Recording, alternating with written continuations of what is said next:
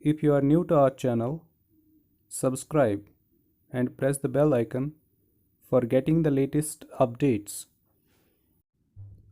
Welcome to our channel. Today we are going to discuss W.H. Auden's poem, The Unknown Citizen.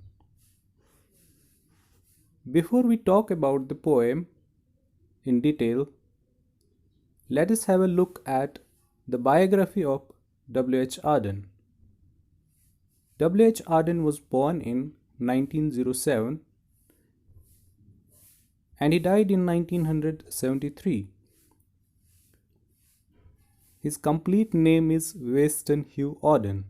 He was a British American poet of 20th century born in York, England. He studied in Oxford where he joined Auden Group of Poets. Auden Group of Poets is also called Auden Generation or the 30s Poets, which consisted of British Irish writers of 1930s like Louis MacNeice, Cecil D. Lewis, Stephen Spender, Christopher Isherwood, and sometimes Edward Upward and Rex Warner. W.H. Auden won Pulitzer Prize for his long poem Age of Anxiety, a Baroque eclogue in 1948. The phrase became popular even today as it describes the modern era as well. In the US, he wrote poems like September 1st, 1939, Musique des Beaux Arts, and the famous elegy in memory of W.B. Yeats. His most common works are he started writing poems at the age of 23 and has written about 400 poems. His common works are Poems 1930, the first volume of poems which he wrote at the age of 23. The Orators 1932, Age of Anxiety, For the Time Being, The Sea and the Mirror, The Dyer's Hand 1962, which is a prose collection. His poetic style is witty and ironic. The style he wrote poetry in 20th century is called Audenesque. Now let us discuss the poem The Unknown Citizen in detail. The poem was written in 1939, shortly after Auden moved from England to the US. This poem was first published on January 6, 1940, in the New Yorker and first appeared in book form in Auden's collection Another Time. This poem is an epitaph. Now, what is an epitaph? It's a short text honoring the deceased person. एपिटैप आपको समझ लेना चाहिए कि ये एक text होता है, एक इबारत होती है जो लिखी जाती है टोम स्टोन पर। वो एक पत्थर जो एक इंसान की कब्र पर लगाया जाता है जो ही वो मर जाता है। तो ये एपिटैप उस पत्थर पर लिखा गया था about this unknown citizen. The poem opens with some American Social Security number JS oblique 07 M378 describing the unknown citizen. The external organizations like Bureau of Statistics record his life. The whole poem is the epitaph of a man identified only by a combination of letters and numbers. Poets have been known to compose their own epitaphs prior to their death, as William Shakespeare also did. He was found by the Bureau of Statistics to be one against whom there was no official complaint, and all the reports on his conduct agree that, in the modern sense of an old fashioned word, he was a saint For in everything he did, he served the greater community, except for the war, till the day he retired. As you could see, the poem starts with the word he. He is the third person. So he, the unknown citizen, he refers to the unknown citizen. He is being deprived. It stands for that he is being deprived of his identity. His name is concealed deliberately by the Bureau of Statistics. It's that government department that keeps the vigilant record of a person's life.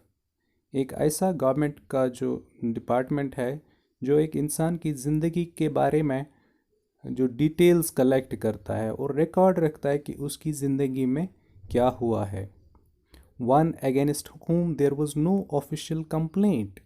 एक ऐसा बंदा जिसके जिसके खिलाफ कोई भी complaint नहीं थी. And all the reports on his conduct agree that in the modern sense of an old fashioned word he was a saint. और जो भी रिपोर्ट्स आए हैं बाकी डिपार्टमेंट से वो हमें ये कहते हैं कि ये बंदा जो था he was a very morally sound person. His conduct was good, his behavior was good. For in everything he did he served the greater community. जो भी काम उसने किया है या जो भी काम उसने अपनी लाइफ में किया है वो उसने किया है for the greater community, for the welfare of the society, except for the war till the day he retired. एक दिन वो निकला है जंग के लिए, तो पूरी जब तक वो रिटायर हुआ पूरी ज़िंदगी में जो है वो सिर्फ एक दिन निकला है काम से उसको फुर्सत मिली है. वो एक दिन वही था जब जंग था और उसको जंग के लिए जाना था. वही एक दिन उसने उसे काम से जो है छूटा है. He worked in a factory and never got fired. एक फैक्ट्री में मुलाजिम था और कभी जो है उसको निकाला नहीं गया. But satisfied his employers. लेकिन उसने क्या किया, उसने अपने एम्प्लॉयर्स को सेटिस्फाई किया. Fuse Motors incorporation. Fuge Motors Incorporation is here the reference to the fictional American car company, which may also stand for today's Ford company, which is America's huge car manufacturing company. So he was working there. Yet he wasn't a scab. Now, scab is a person or a worker who doesn't follow the workers' union, or we can also say that a scab is a radical or odd in his views. For his union reports that he paid his dues. उसके खिलाफ जो उसके report जो आते थे वो ये कहते थे कि वो वक्त पर हर कोई काम करता था, हर कोई जो भी उसके चार्जेस होते थे, जो भी फ़ी वगैरह होता था वो ये टाइम पर अदा करता था. और report on his union shows it was sound. Our report also agrees or our report also says that it's sound. ये बहुत अच्छा है कि अगर ये बंदा, ये तो उसके लिए बहुत अच्छा है कि अगर ये बंदा टाइम पर अपने जो चार्जेस है फ़ी वगैरह है वो टाइम पर अदा करता है. Social psychology workers, they have made an investigation that he is a person who is socially acceptable, who would go and have a drink with his mates. So he is not a person who is cut off from the society. So he is a socially acceptable person also. The press are convinced that he bought a paper every day. The press जो है तो वो भी convinced है, they are satisfied that he is a person who is interested in the current events, and that his reactions to advertisements were normal in every way, like we people. जब हम कोई advertisement देखते हैं तो हमारा reaction क्या होता है, हम कैसे उसके साथ उस एडवर्टीज़मेंट को रिएक्ट करते हैं. So was the case with this unknown citizen. वो भी नॉर्मल तरीके से एडवर्टीज़मेंट को रेस्पॉन्ड करता था. Policies taken out in his name prove that he was fully insured. Fully insured था, उसने इंश्योरेंस खुद का किया था। And his health card shows he was once in hospital but left it cured. Health card ये बताता कि एक बार जो है ये बंदा हॉस्पिटल गया है और वहाँ से निकला है, ठीक होने के बाद ही वहाँ से वो निकला है। Both producers, research and high grade living declare he was fully sensible to the advantages of the installment plan। जो बाकी कंपनीज है जो ये डिटरमाइन करते हैं कि इस बंदे का स्टैंडर्ड ऑफ लिविंग कैसा है, वो उन्होंने वहाँ से रिपोर्ट दिया कि ये बंदा जो है ही इज़ सेंसिबल, और उसे ये सेंसिबल एंड रैशनल, उसे ये पता है कि किस इन्वेस्टमेंट प्लान से उसको बहुत ज़्यादा फ़ायदा मिलने वाला है, और वही एक प्लान वो सिलेक्ट करता था खुद के लिए। And had everything necessary to a modern man. हर एक चीज़ उसके पास थी, whatever is needed by the modern man to live a luxurious life. A phonograph, पुराने ज़माने में फोनोग्राफ हुआ करता था। It was an instrument which was used to record the sound and then to play that sound again. Phonograph, a radio, a car, a frigidaire. Frigidaire stands for the modern refrigerator. Or research into public opinion or content, that he held the proper opinions for the time of year. When there was peace, he was for peace. When there was war, he went। एक और department जो researchers in public opinion में, वो satisfied है कि ये बंदा जो है उसके ख़यालात बहुत अच्छे थे। अगर अमन होता था, पीस होता था, तो वो उसको सपोर्ट करता था। अगर वहाँ पर कोई लड़ाई होती थी तो वो उस लड़ाई के साथ भी जाता था। He was married and added 5 children to the population, which our eugenist says was the right number for a parent of his generation।